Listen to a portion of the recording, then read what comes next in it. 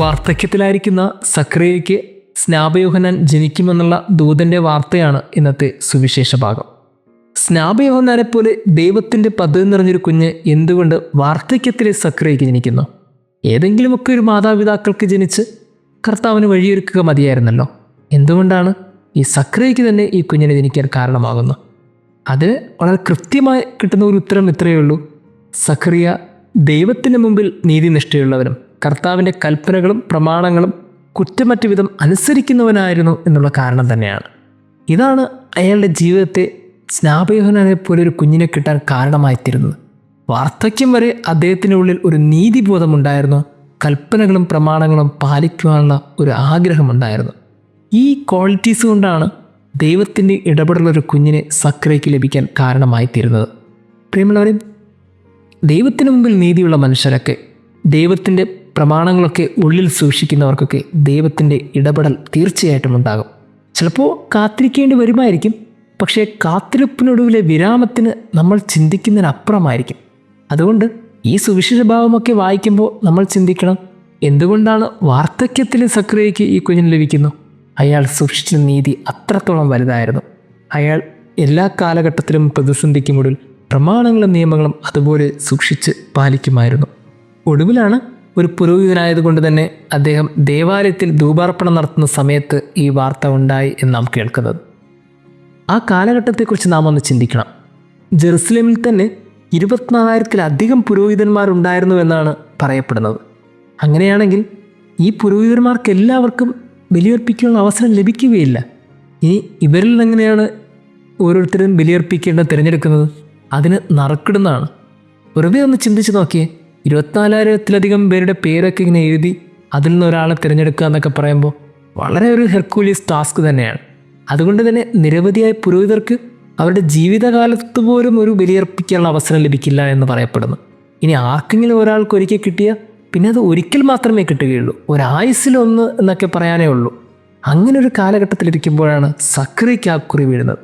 ഒരുപക്ഷെ ഈ ഒരു പശ്ചാത്തലത്തിൽ നിന്നുകൊണ്ട് നമുക്ക് പറയാൻ സാധിക്കും, സക്രിയയ്ക്ക് അയാളുടെ ആയുസ്സിൽ കിട്ടിയ ഒരു ഭാഗ്യമാണ് ഈ ബലിയർപ്പണം. അങ്ങനെ ആയുസ്സിൽ കിട്ടിയൊരു ഭാഗ്യത്തിൻ്റെ സന്തോഷത്തിൽ ബലിയർപ്പിക്കാനായി നിൽക്കുമ്പോഴാണ് വീണ്ടും ഒരു ഭാഗ്യമുണ്ടാകുന്നത്. ദൂതൻ വന്ന് പറയുന്നു, നിനക്കൊരു കുഞ്ഞ് ജനിക്കും. ഇതാണ് ദൈവത്തിൻ്റെ ഇടപെടലെന്ന് പറയുന്നത്. ഭാഗ്യത്തിന് മേൽ ഇരട്ടി ഭാഗ്യം ലഭിക്കുന്ന ഒരവസരം. പ്രിയമുള്ളവരെ, ഇവിടെ നാം ശ്രദ്ധിക്കേണ്ട ഒരു കാര്യമുണ്ട്. ഈ സമയത്ത് സക്കറിയ ദൂതനോട് ചോദിക്കുന്നൊരു ചോദ്യമുണ്ട്. ഞാനിത് എങ്ങനെ അറിയും? ഞാൻ വൃദ്ധനാണ്, എൻ്റെ ഭാര്യ പ്രായം കവിഞ്ഞവളുമാണ്. ഈ ചോദ്യത്തിൽ എന്തെങ്കിലും ഒരു കഴമ്പുള്ളതായി തോന്നുന്നുണ്ടോ? കാരണം ഇതേ ചോദ്യം മറ്റൊരാളും സുവിശേഷത്തിൽ ചോദിക്കുന്നുണ്ട്, അതേ കാലഘട്ടത്തിൽ തന്നെ. ആരാണെന്ന് ചോദിച്ചാൽ പരിശുദ്ധ കന്യകാമറിയമാണ്. പരിശുദ്ധ അമ്മയും ഇതേ ചോദ്യമാണ് ദൂതനോട് ചോദിച്ചത്. ഇതെങ്ങനെ സംഭവിക്കും? ഞാൻ പുരുഷനറിയുന്നില്ലല്ലോ. ഒരു കൃത്യമായി ഒരു അടുപ്പമുള്ള ചോദ്യങ്ങൾ രണ്ടുപേരും ദൂതനോട് ചോദിച്ചിട്ടുണ്ട്. എന്നിട്ട് ദൂതൻ കാണിക്കുന്ന ഒരു പാർഷ്വാലിറ്റി ഉണ്ട്. പരിശുദ്ധ അമ്മയ്ക്ക് അതിനൊക്കെ ക്ലാരിഫിക്കേഷൻ കൊടുക്കുന്നുണ്ട്. നീ ഭയപ്പെടേണ്ട, പരിശുദ്ധാത്മാവ് നിൻ്റെ മേൽ വരും, അത്യുന്നതൻ്റെ ശക്തി നിൻ്റെ മേൽ ആവസിക്കും എന്നൊക്കെ പറഞ്ഞ് നിൻ്റെ ചോദ്യങ്ങൾക്കൊക്കെ വളരെ കൃത്യമായി ക്ലാരിഫിക്കേഷൻ നൽകും. പക്ഷേ പുരോഹിതൻ്റെ കാര്യത്തിൽ വരുമ്പോൾ, സക്രിയയുടെ കാര്യത്തിൽ വരുമ്പോൾ അങ്ങനെയല്ല സംഭവിക്കുന്നത്. ദൂതൻ പറയുന്നത്, ഞാൻ ദൈവസന്നിധിയിൽ നിൽക്കുന്ന ഗബ്രിയേലാണ്, നിന്നോട് സംസാരിക്കാനും സന്തോഷകരമായി ഈ വാർത്ത നിന്നെ അറിയിക്കാനും ഞാൻ അയക്കപ്പെട്ടിരിക്കുന്നു. യഥാകാലം പൂർത്തിയാകേണ്ട ഈ വചനം അവിശ്വസിച്ചതുകൊണ്ട് നീ മൂകനായിത്തീരും. ഇത് ഒരു പാർഷ്വാലിറ്റി അല്ലേ?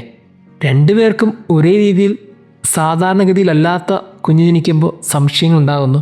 പക്ഷേ രണ്ടുപേരും അതുകൊണ്ട് തന്നെ ചോദ്യങ്ങൾ ചോദിക്കുന്നു. പക്ഷേ ഒരാൾക്ക് ക്ലാരിഫിക്കേഷനും മറ്റൊരാൾക്ക് കുഞ്ഞു ജനിക്കുന്നവരെ മൂകനുമായി തീരുന്നൊരവസ്ഥ. എന്തുകൊണ്ടായിരുന്നു ഇത്? ഈ ചോദ്യത്തിന് ഉത്തരം അദ്ദേഹം എന്തായിരുന്നു എന്നുള്ളതിനെ ആശ്രയിച്ചാണ്. സക്രിയ ഒരു പുരോഹിതനായിരുന്നു, ദൈവത്തോട് ചേർന്ന് നിൽക്കുന്നൊരു മനുഷ്യനായിരുന്നു, ബലിയോട് ചേർന്ന് നിൽക്കുന്നൊരു മനുഷ്യനായിരുന്നു. അതുകൊണ്ട് തന്നെ അദ്ദേഹത്തിന് സംശയിക്കാനോ ചോദ്യം ചോദിക്കാനോ പോലും അവകാശമില്ല എന്നുള്ളതാണ് ദൈവിക പദ്ധതിയുടെ രഹസ്യം. ചിലർക്കൊക്കെ ചോദ്യങ്ങളൊക്കെ ചോദിക്കാം, ചിലർക്കൊക്കെ സംശയ നിവാരണത്തിനുള്ള അവസരങ്ങളൊക്കെ ഉണ്ട്. പക്ഷേ ചില മനുഷ്യർക്കൊന്നും അതിന് പോലും അവകാശമില്ല. കാരണം അവർ ദൈവത്തോട് ചേർന്ന് നിൽക്കുന്നവരാണ്. അതുകൊണ്ട് തന്നെ അങ്ങനെ ഒരു സംശയത്തിൻ്റെ ഇടപോലും അവർ കൊടുക്കാൻ പാടില്ല. കണ്ണും പൂട്ടി വിശ്വസിക്കണമെന്ന സാരം. പ്രിയമുള്ളവരെ, നാം ഓരോരുത്തരും ചിന്തിക്കണം, നാം എത്രമാത്രം ദൈവത്തോട് അടുത്ത് നിൽക്കുന്നുവോ അത്രത്തോളം നമ്മുടെ ജീവിതത്തിൽ ഉണ്ടാകാൻ പാടില്ലാത്ത ചില കാര്യങ്ങളുണ്ട്. ദൈവത്തിൻ്റെ കാര്യത്തിൽ ഉണ്ടാകുന്ന ചില സംശയങ്ങൾ, ദൈവത്തിൻ്റെ കാര്യത്തിൽ ഉണ്ടാകുന്ന ചില മടുപ്പുകൾ, പ്രാർത്ഥനയോട് തോന്നുന്ന ചില വിരസത, ഇതൊക്കെ നമ്മുടെ ജീവിതത്തിൽ ഉണ്ടാകാൻ പാടില്ല. അതിന് കാരണം നാം ദൈവത്തോട് അടുത്ത് നിൽക്കുന്നവരാണ്, ചേർന്ന് നിൽക്കുന്നവരാണ്.